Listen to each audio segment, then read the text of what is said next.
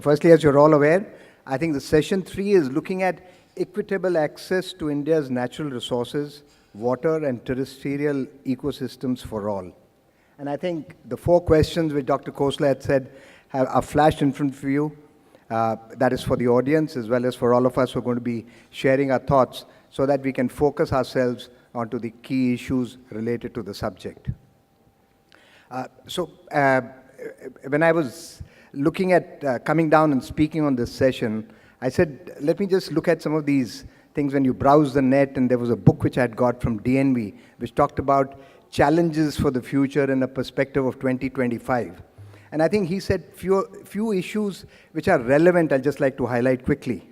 He said that rapid societal transformation, technology innovation, and rising productivity has had an adverse effect on the ecosystem in the last century. And just to put it in perspective, starting of the 20th century, you had a population of 1.6 billion. We moved to 6 billion in the 20th century. So there was a drastic raise of nearly about 5.5 times the population. And technology was the driver which gave us this enhanced productivity, and this enhanced productivity led to certain amount of degenerations or negativities on the ecosystems. So this is likely to remain in perspective in the future years to come. When we looked at population growth, he found that the developing countries, the population growth figures were very high. In Africa, it is as high as 4. That means literally about 80 million a year are going to be added to the population on this earth every year. And the large percentage of that is going to be in the areas which are deprived of these resources or adequacy of resources. We have an expanding middle class that is going to come in. It was, as they say, it will grow by about 170% by 2030. And what does it imply for India? What it implies is that urbanization in India, which was at about 28.2% around 2007, will be about 55% by 2050. What is the implication? The consumption on resources and water is 3 times in urban dwellings as it is in rural India. So the strain on the resources that exist on this earth with enhanced urbanization will actually have a negative impact on already the meager resources that we have. And I think the issue that got talked off in the morning very rightly, he says coal, gas, and oil will still continue to be the main providers of the energy in the world. So for that reason, I think what was said in the earlier 2 sessions and in the opening session, there is a requirement to make sure that the waste products are the new oil, we go in for circular economy, and we look at balanced growth. So if we looked at all this, he said global environment will be under pressure from population growth, deforestation, climate change, agriculture, air, water pollution, and mounting consumption patterns, poor waste management. And this whole cumulative impact is on the ecosystems, wildlife, and the biodiversity.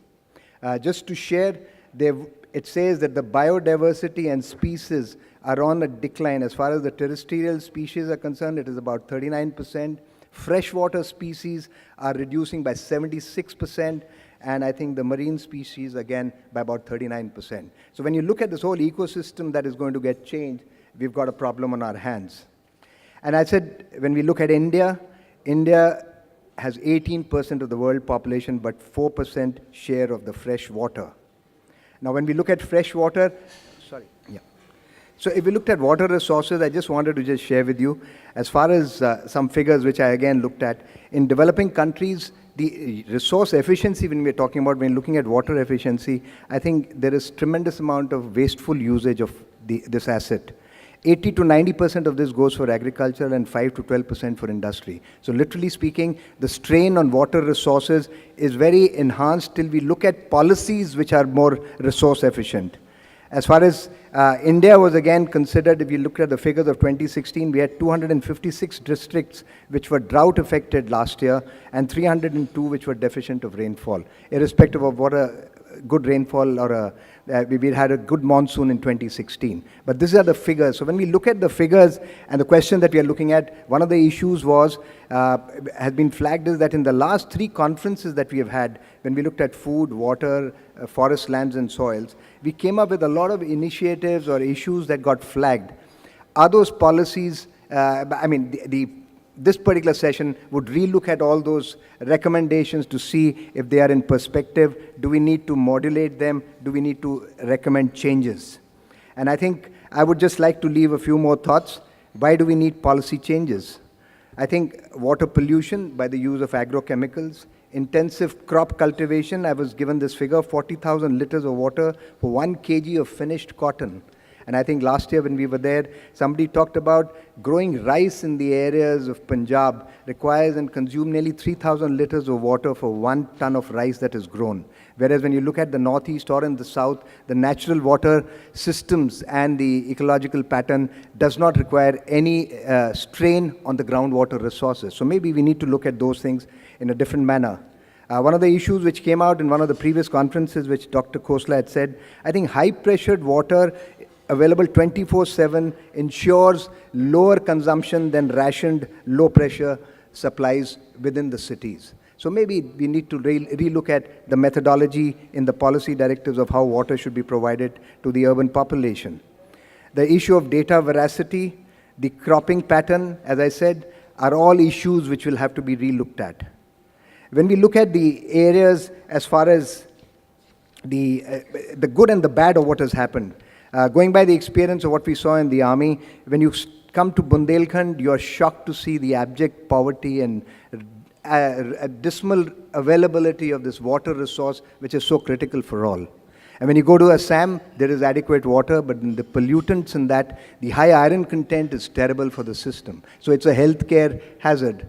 So I think wherever we have these critical resources available, we have to look at the issue and our policy methodologies, whether it's cropping pattern, whether it is the methodology of the purification, the pollution that is related to that, so that it is all brings and ensures that the ecosystem that exists around that particular resource is balanced and is equitably available to all people.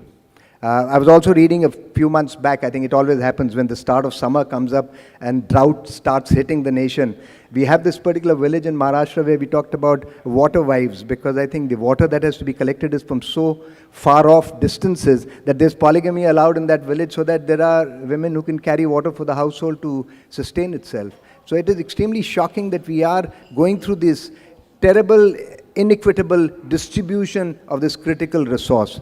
So I think the panel is extremely, I would say, illustrious, are experts in their own field. And may I say that in the next about 25, 30 minutes or 40 minutes of the deliberations by each of the speakers for about 10 minutes each, we would look at seeing how we can answer these questions which have been flagged, which are now on the screen in front of you.